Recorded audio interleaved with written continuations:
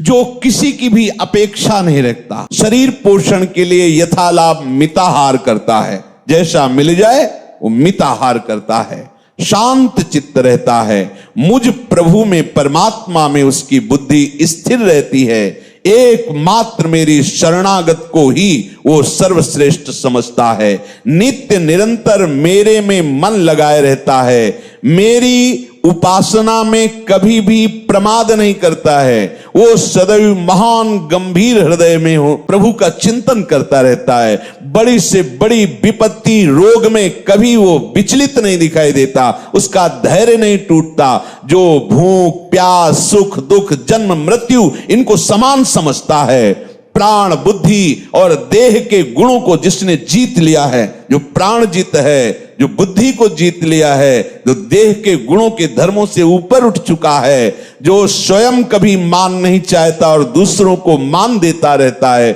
जो बहुत ही चतुरता पूर्वक सबसे मित्रता का व्यवहार करता है। यहां चतुरता आगे लगाई गई कि फंसना नहीं, मित्रता करनी पर ममता कहीं नहीं। अद्वेष्टा सर्वभूतानां मैत्रः करुण एव च, करुणा करो पर अहंकार नहीं कि मैं करुणा करने वाला हूं, मैत्री करो लेकिन ममता नहीं किसी से। यही है चतुरता उपासक की। ऐसे परमात्म तत्व का ज्ञाता संत कहा जाता है, गुरु कहा जाता है। ऐसे गुरुदेव ऐसे संत का संग अवश्य अवश्य लाभ होता है, परंतु लाभ उसी को होता है जो अपने हृदय को खाली करके ऐसे संत को समर्पित कर देता है। सब डिलीट। देखो कई बार सत्संग में कह चुके हैं कि ये तुम्हारे मित्र बने हुए जो मन बुद्धि है यही तुम्हें फंसाते रहे। गुरु बनाने का भाव ये होता है कि ये मन बुद्धि हम आपको समर्पित करते हैं, अब जैसी आज्ञा करोगे वैसा चलेंगे। ये अगर ये आपके कथनानुसार नहीं चलेंगे तो इनको अपना हम मित्र नहीं मानेंगे, इनके अनुसार नहीं चलेंगे, हम आपके अनुसार चलेंगे। यहां उल्टा होता है, हमारे मन बुद्धि के अनुकूल गुरु जी की बात पड़ी तो जय गुरुदेव, और अगर प्रतिकूल पड़ी तो गुरुदेव को जानते भी नहीं कि कौन गुरुदेव है। प्रणाम नमस्कार देखना सुनना आज्ञा नियमावली सब उल्लंघन, ये चले ही नहीं थे परमार्थ में। ये तो केवल अनुकूलता की खोज में बाबा जी बने थे, अनुकूलता की खोज में भगवत मार्ग को समझ रहे थे। संत संग की प्रबल इच्छा, हृदय को खाली करके उनको समर्पित करना और तदानुकूल आचरण करना, उनके अनुकूल आचरण करना। देखो वर्षा का जल वहीं जाता है जहां ढलान होती, जो हृदय खाली होता है संत उपदेश वही रंग लाते हैं, और जो भरे होते हैं अहंकार से वो ढलक जाते, काम में नहीं आ पाते। और दूसरी बात, वर्षा होती तो किसान अच्छी खेती के लिए मेड़ बांधता है कि वर्षा का जल टिके। ऐसे ही हमें अपने हृदय की मेड़ बांधनी कि केवल गुरुदेव के वचन हमारे हृदय में, हमारी खेती लहलाएगी इनके वचन। अन्य वचन जो गए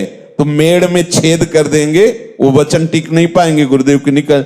वो तो ऐसा, अरे ऐसा थोड़ी होता है, वो आपको अच्छा लगेगा क्योंकि वो कह रहा है ऐसा नहीं होता है। अब वो अपने हिसाब से शास्त्रों की तोड़ मरोड़ करके बात, जिसमें विषय भोग भी होता रहे, विषय सेवन भी होता रहे, और वो तुम्हें ढांढस बंधाएगा कि ऐसे भी भगवत प्राप्ति हो जाए। ऐसा नहीं हो। मेड़ भी बनानी उस किसान को कि वर्षा का जल रुके, तो इसीलिए संग त्यागाच विषय त्यागाच ये मेड़ है जिसमें कृपा रूपी जो अमृत वचन की वर्षा हुई वो टिकेंगे तुम्हारे हृदय में। जो सत्संगी भाव रहित है, काम क्रोध आदि विकारों से युक्त है, संत वचन पर पूर्ण विश्वास नहीं है, ऐसे चाहे जितने महान पुरुष को गुरु बना ले उनके हृदय का परिवर्तन नहीं होगा। गुरुदेव अपनी शक्ति से संकल्प करके संचार भी करना चाहे तो गुरुदेव के द्वारा प्रयोग की हुई शक्ति वहां तक जाएगी, परंतु हृदय में भाव शून्यता विकार विश्वास रहित होने के कारण वो पुनः वहां वापस आ जाएगी।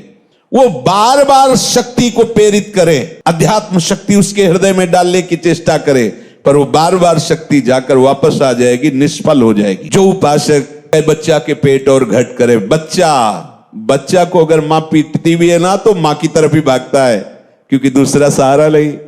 मां छड़ी मार रही और मां के ही लिपट रहा है, ये दूसरा कोई सहारा नहीं, दूसरी कोई ठौर नहीं। जो गुरु में पूर्ण श्रद्धा और गुरु की सेवा प्रधान वृत्ति, उसके हृदय में गुरु कृपा स्वयं प्रवाहित होने लगती, बदलने लगता है हृदय। अगर थोड़ी चूक हुई तो उसे वो अपनी साधना मान लेता है, उसे लगता है ये मेरे में, अब वो अवहेलना करने लगता है। तो जो था भी जाकर वो वापस शांत, फिर घबराता है।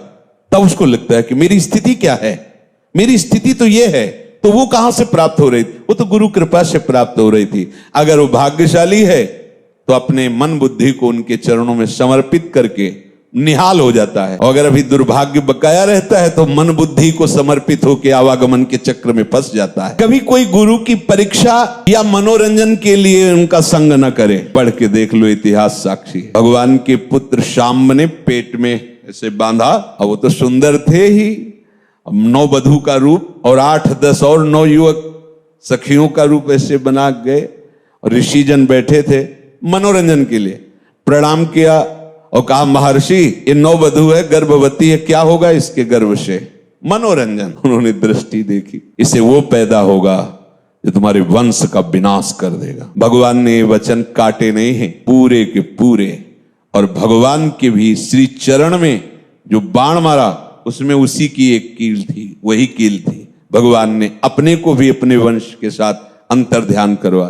कह रहे सदगुरु संत की परीक्षा या मनोरंजन के लिए संग है, देखते क्या होता है, कैसे बताओ हमारे हाथ में क्या है। देखो हम ये सोच के जा रहे, अगर सिद्ध संत हो गए तो बता देंगे। देखो कहां बताया, ऐसा वैसा ऐसा। तुम्हारे मन को देखने के लिए बैठे हैं या प्रियालाल के मन को देखने के लिए बैठे? सदगुरु की परीक्षा लायक ही तुम नहीं हो तो कैसे ले सकते हो? क्योंकि सदगुरु से बढ़कर तुम्हारी बुद्धि हो, तुम्हारी विद्या हो, तुम्हारी तपस्या हो, तब तुम ले सकते हो। विद्यार्थी सोचे कि प्रोफेसर साहब की हम परीक्षा लेंगे, क्या लेगा? वो जानते नहीं कि क्या पढ़ के प्रोफेसर हुए, तो क्या परीक्षा लेगा। हाँ, जो प्रोफेसर के ऊपर डिग्री में है वो चाहे तो प्रश्न कर, क्योंकि जानता है, प्रोफेसर तक तो जानता है, इसके बाद ऊपर की डिग्री भी जानता है, वो बात कर सकता है। तो सदगुरु से बढ़कर तो कोई है नहीं।